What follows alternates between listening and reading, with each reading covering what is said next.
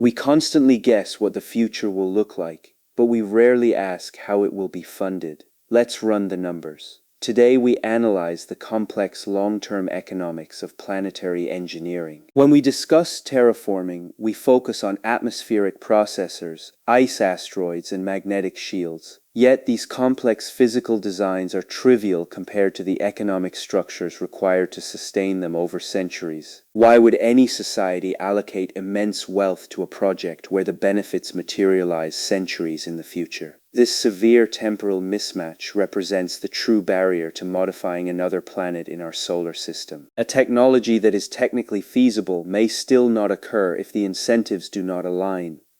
Under this realistic assumption, a dead planet would tend to remain dead despite our advanced engineering capabilities. We must analyze how capital is mobilized across generations for projects that yield no short-term revenue.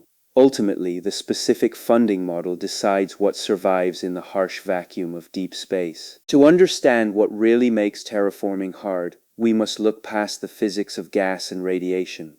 We must examine the complex institutional structures that govern human cooperation over multiple centuries. Every unit of capital sent to another world represents a massive opportunity cost on our home planet.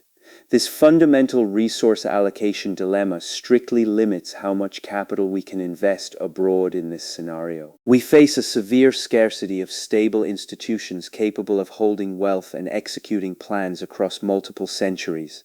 Under standard assumptions, modern markets are optimized for quarterly returns, not millennial outcomes. Furthermore, the incentive structure for private actors is heavily misaligned.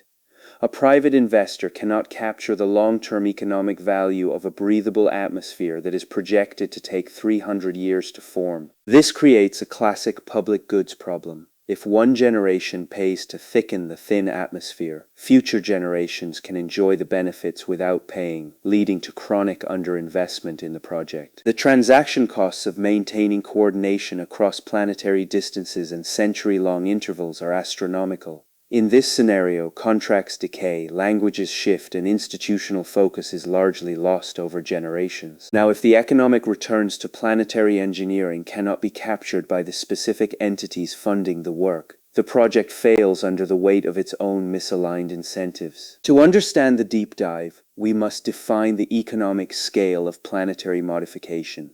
It requires transforming a planet-wide open common area into a controlled, habitable, and economically productive space. We must distinguish between technical feasibility and economic sustainability. Developing atmospheric reactors is an engineering challenge, while keeping those reactors funded for 3 centuries remains a structural economic problem. In economics, we use a discount rate to compare future value to present cost. When the benefits are centuries away, their present value shrinks to near zero under standard models. A high discount rate means that spending capital today to prevent a planetary atmospheric collapse in 3 centuries remains economically irrational for any single market participant operating in this scenario. Consequently, we must evaluate the specific institutional mechanisms that could override this short-term bias.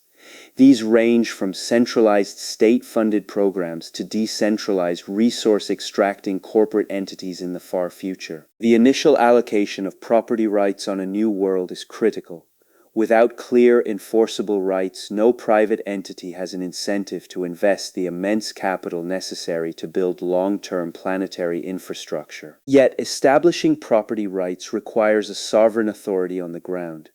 This creates a difficult chicken and egg dilemma where governance must exist before any economic value can be safely created on a new world. This structural unpredictability means we cannot treat planetary engineering as a simple expansion of current resource extraction. It represents a fundamental shift in how human societies organize their long-term capital. Let us trace the core mechanism of how incentives shape this speculative future.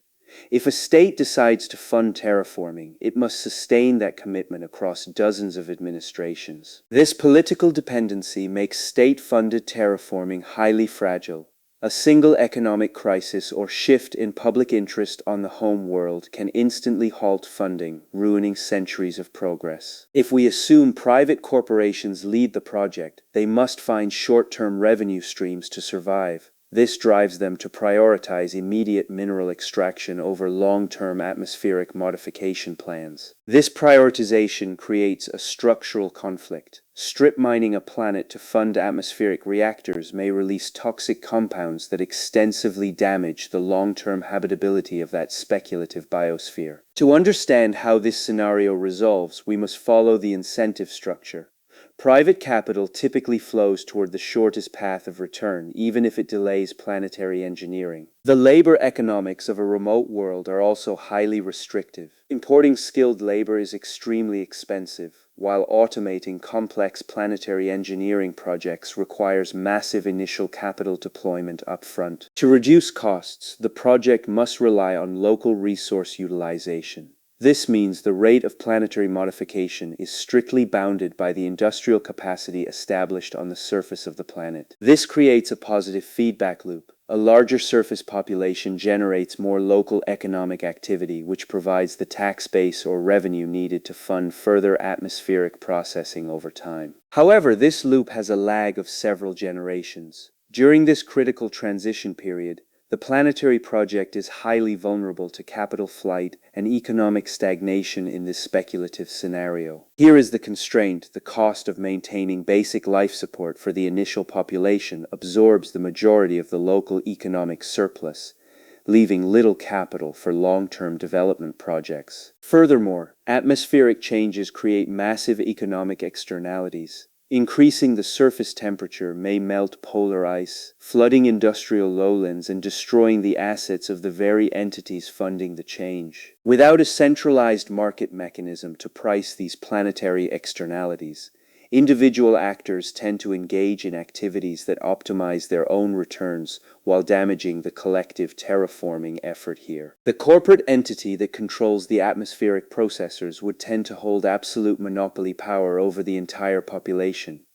This concentration of authority creates a massive risk of political rent-seeking. Because the atmosphere requires constant maintenance, any political instability or labor strike at the processor facilities threatens the survival of the entire colony, making the system highly fragile in this scenario. Thus, the physical stability of the new speculative biosphere is inextricably linked to the political and economic stability of the institutions that manage the global resource flows in this scenario. As a counterpoint, we must consider scenarios where long-term incentives align. If a sovereign state faces total destruction on the home planet, its temporal discount rate drops to zero immediately. Under this binding survival constraint, the sovereign state would tend to willingly allocate all of its remaining capital to planetary engineering, ignoring standard market returns because the alternative is extinction. However, this scenario rests on the assumption of centralized state survival. In reality, a collapsing homeworld is highly unlikely to maintain the coordination required to fund space projects over time. An alternative equilibrium could emerge through automated trusts. Instead of human governments, autonomous algorithms funded by historical endowments would manage the processors based on strict ecological rules in this scenario. Yet, even an automated trust is bounded by physical reality. It must defend its assets from resource-hungry colonists who prioritize their immediate survival over the trust's long-term atmospheric modification goals. This complex tension is illustrated by a hypothetical colony where atmospheric access is tied to economic contribution. This structure would align individual incentives with the overall planetary engineering progress over time. This conceptual case shows that planetary engineering is not a simple technical challenge, but a continuous negotiation between present survival and future habitability under strict resource allocation constraints in this scenario. We can now resolve our opening economic mystery. Terraforming is exceptionally difficult because it requires a long-term, multi-generational commitment that standard market mechanisms are largely unequipped to fund over time. Whether we can build a habitable world depends heavily on our assumptions about long-term institutional stability. If our assumptions remain short-sighted, planetary engineering would tend to remain a distant dream. However, if we design new institutions that can capture and distribute value across multiple centuries, the economic outcome changes. Change the assumption, change the equilibrium of our spacefaring future. This scenario requires the creation of novel financial instruments, We would need planetary land value trusts or multi-century bonds that pay financial dividends based on specific atmospheric composition milestones in this scenario. While technology reduces the physical cost of atmospheric reactors, it does not solve the underlying coordination problem. The most advanced fusion reactor still requires a stable funding model to run. Therefore, the long-term political consensus on the host planet is the primary determinant of success. Politics dictate the allocation of capital, which in turn dictates the technology used here. The distribution of this new wealth is also critical. If the benefits of a breathable atmosphere are concentrated in a few hands, the colony is likely to face chronic instability over time. Interestingly, a highly unequal distribution of atmospheric rights would tend to invite sabotage, which increases the security costs and lowers the net economic return of the project here in the future. Thus, the economic viability of planetary engineering is closely bound to the long-term social contract established among the colonists who build and maintain the planetary infrastructure in this scenario. When we evaluate future speculative space projects, we must look beyond the engineering specifications. We should routinely test who pays, who benefits, and what assets remain scarce. We must analyze whether a project relies on a centralized sovereign authority or a decentralized network of private actors. Each structure creates a vastly different risk profile over time. A technical breakthrough is merely a necessary condition, not a sufficient one. We must consistently separate technical feasibility from long-term economic sustainability in our future speculative models. Every new proposal to colonize another world must be evaluated against the opportunity cost of investing those same resources into restoring our own home biosphere over time. The true bottleneck of planetary engineering is not simply the rocket equation, but the governance equation.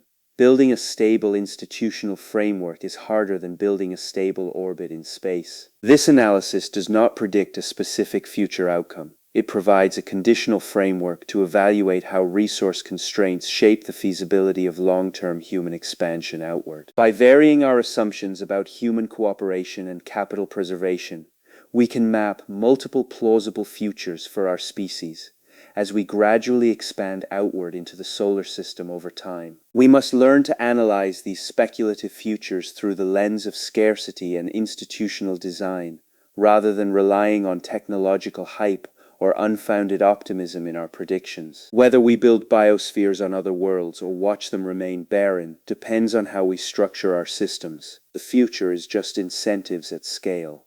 See you tomorrow.